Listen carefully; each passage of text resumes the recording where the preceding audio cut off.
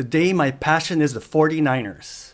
Now, is this the sort of come-from-behind win that Jimmy Garoppolo needed on his resume for us to all say, come January, he can do this and put on his big boy pants? Well, we needed this to see that he's capable of doing this. We need a couple more of these against these caliber of teams to say, you know what, man, I trust you. The only question mark with the San Francisco 49ers, certainly not their defense, although they were hot garbage today. Certainly not their offensive outpouring. They ran the ball. They can run the ball well. They got receivers galore, and they got one of the best tight ends in the game. But can the quarterback stand and deliver under pressure? Can he win the big one? Will he not be fazed by the enormity of the moment? Today, he proved that he is, and that was a big confidence booster for the fans, for his teammates, and for himself. This is one of the best football games I've seen in a long time. I love good football, and they gave me just that. That was fantastic. Not for people that are watching what's transpiring. Not for people that are paying attention to what's transpiring in the Bay Area. And guess what? It does not involve the Golden State Warriors. Oh, no. In Santa Clara, California, there is a team by the name of the San Francisco 49ers that is playing lights out in such a fashion that we're going to have to ignore the skeptical proclamations from the likes of Richard Sherman, who doesn't want to hear from a damn soul about how great the 49ers are if you weren't saying it at the beginning of the season. Richard Sherman has gone Michael Irvin on most of us. Keep the same intensity. Please don't lose the intensity. Keep the same intensity. Remember that?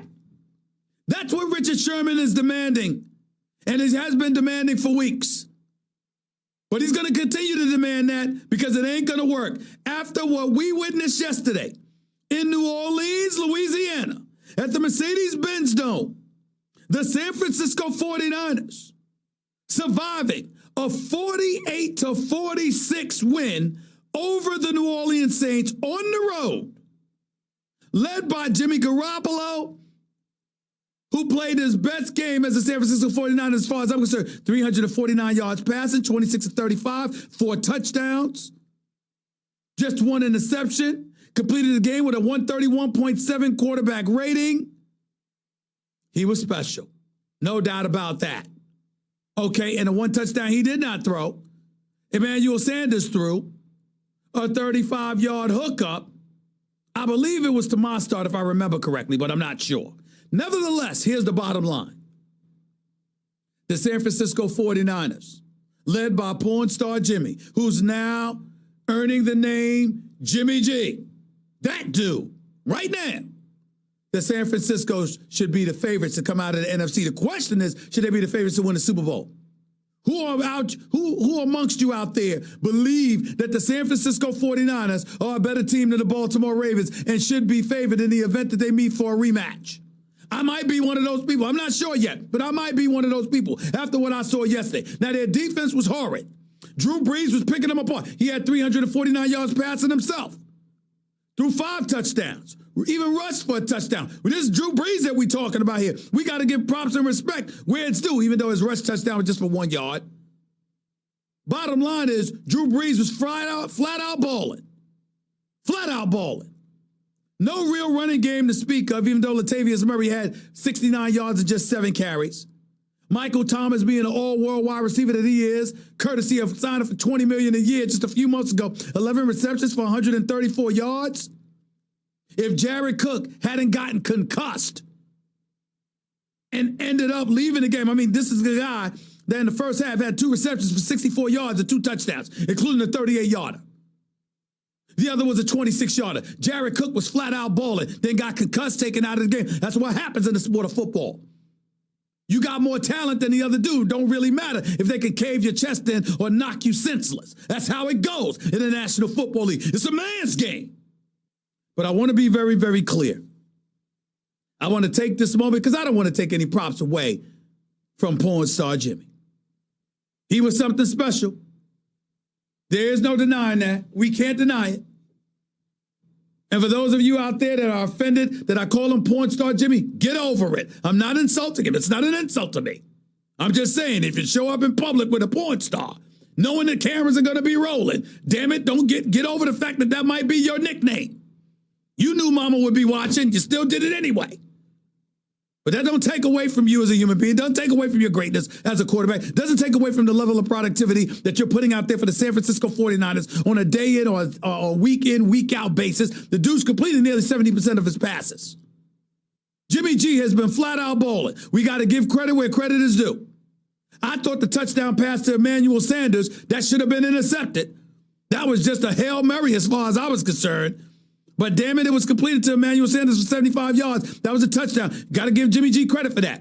Again, 69.5% of his passes completed, 3,245 yards passing, 25 touchdowns, just 11 interceptions, a 103.9 quarterback rating. I got to give credit where credit is due.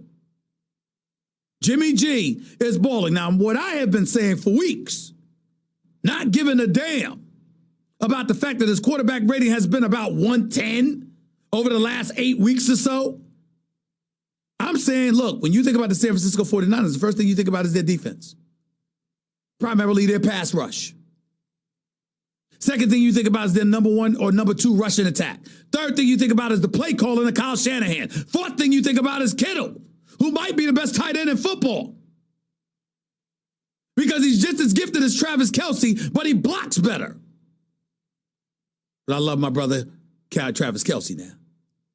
And then we got that situation with Deebo Samuels. And Emmanuel Sanders may have been the biggest pickup you could find when he was ultimately traded from Denver. Look, you got to give credit where credit is due. I said you thought about all those things before you thought about Jimmy G. Pornstar Jimmy became Jimmy G now. And we got to call him Jimmy G because he earned that nickname yesterday. Flat out balling. That was a big-time performance by Jimmy Garappolo. Make no mistake about it. And he deserves our credit and our respect. And you got to elevate him in the eyes of the San Francisco 49ers if you're a potential opponent, because you got to find a way to neutralize him because the brother doesn't lose too many games. Jimmy Garoppolo, in his career as a starter, is 19-4 in 25 games. 19-4.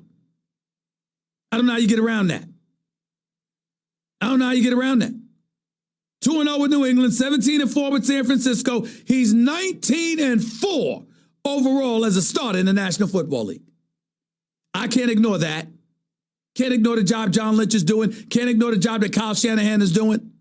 Out wide open, just had to take it. Jimmy gave me a good ball, and we take advantage of the opportunity when it's in front of us. And that's all we can ask for is the opportunity to play football and play good football. That's what we did today. Let's go a little deeper on this one. Huge win for the 49ers, but the best player on the field was that man right there, George Kittle. And I want to talk about George Kittle in crunch time. Here the 49ers are. 55 seconds left in this game. Down 1 point in the Superdome. First down was to Kittle. Third down to Kittle. 4th and 2, home field, the NFC West, everything on it, Kittle. Watch the play again. Here's Marcus Williams, a good safety in this league. Here's Von Bell, a great safety. He's just carrying guys. Gardner Johnson has to jump on his back.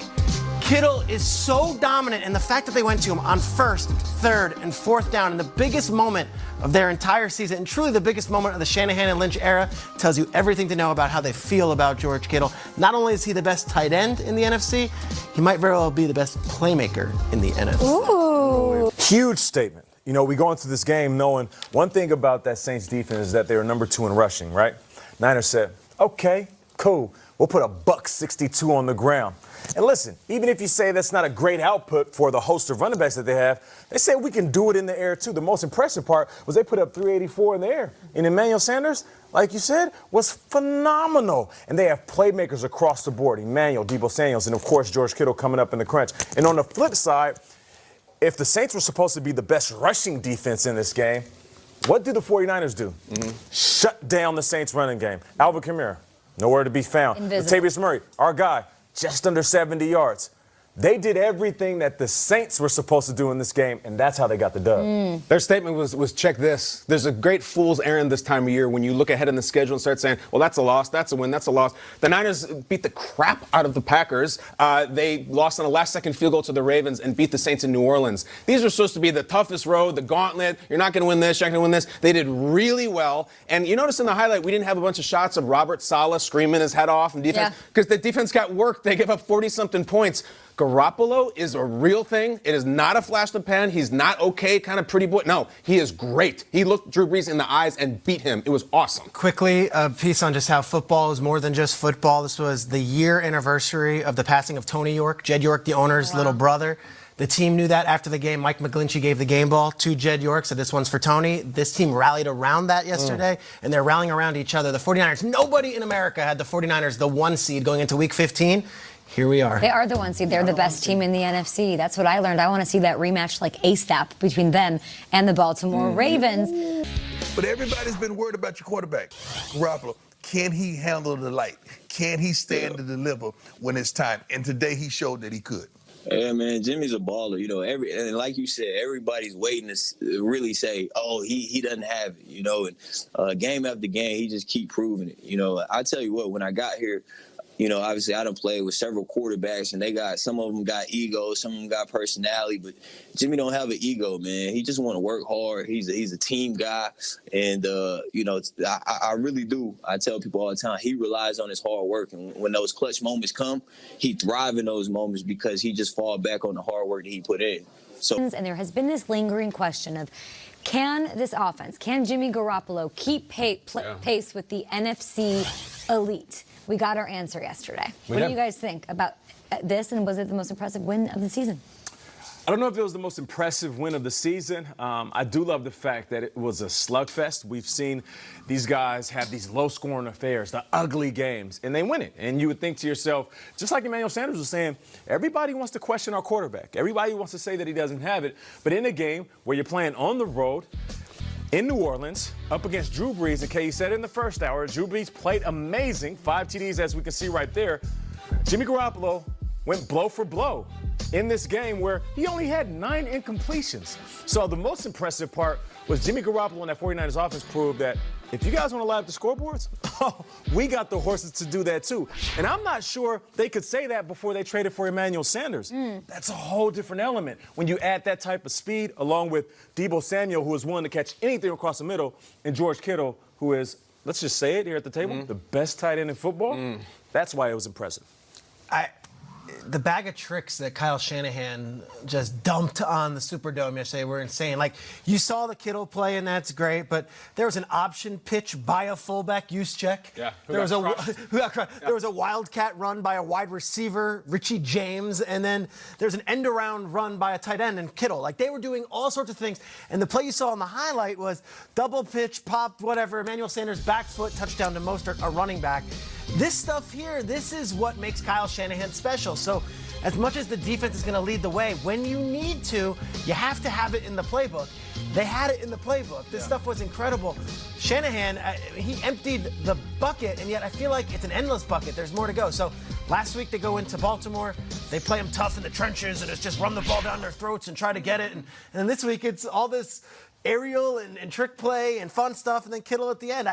Niners are pretty well-rounded, offense, defense, and they can beat you in a lot of different ways. I love the trick plays, and it's great. They're accessories on a car, but you got to have that driver. And I look at Garappolo. The one-namers are waiting for him.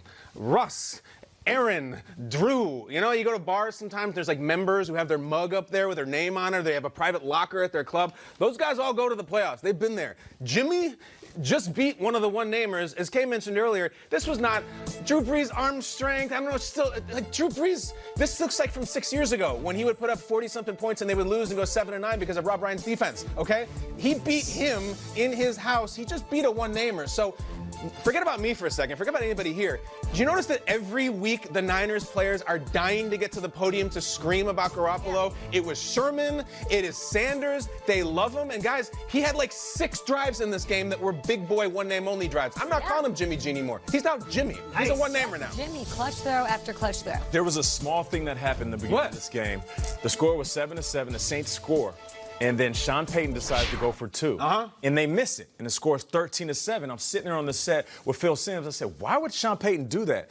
And he basically told me to show his dominance as a head coach. And I thought that was a bold move. So imagine Kyle Shanahan sitting on the other side of Phil saying, this early in the game, you're going for 2 for no reason? That's him drawing a line on the floor? All of a sudden, Kyle Shanahan could look back at the end of the game and say, I was the better coach, and I'll coach you.